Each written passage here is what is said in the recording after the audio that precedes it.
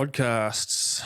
So when you want to recover from a crisis, um, maybe you don't really know what you're going through, maybe you're looking for some answers, you're going to go to a lot of different places to get some clarity, and clarity is very, very important.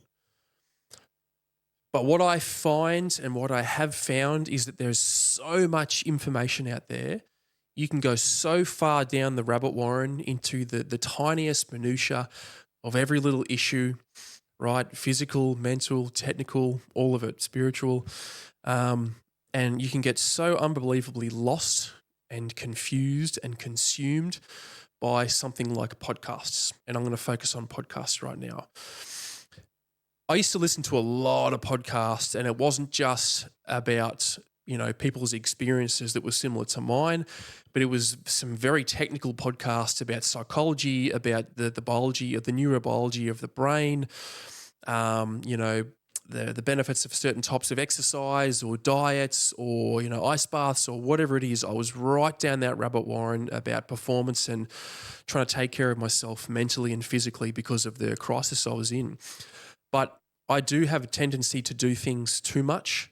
And what I found with the podcast was they could become so exhausting after a while and so unbelievably overwhelming with the amount of information and perspective and things that I had to think about that it almost became too much.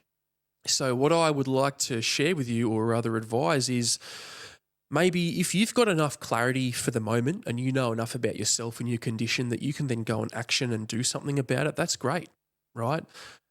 And if it's not too much, if it's not overwhelming, if you're not confused, if you're not getting too much contradictory information, then keep doing it.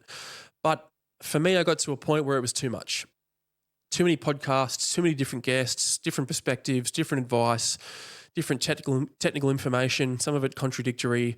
It was way, way too much. And even just the action of listening to the podcast and being constantly plugged in and stimulated was overwhelming and stimulating for me. And I just had to kind of cut it away. I just stopped it after a while. So whilst things like podcasts and audiobooks and whatnot are really good and can provide you a lot of clarity, just be careful how much information you consume and how much you're plugged into those things, because sometimes it can detract from what you're trying to achieve. It can overstimulate you and overburden you with information that's not actually helpful.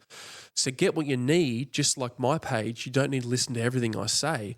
Get what you need and then just turn it off, unplug for a little while, because while podcasts are really good, I think they can run their course after a little while.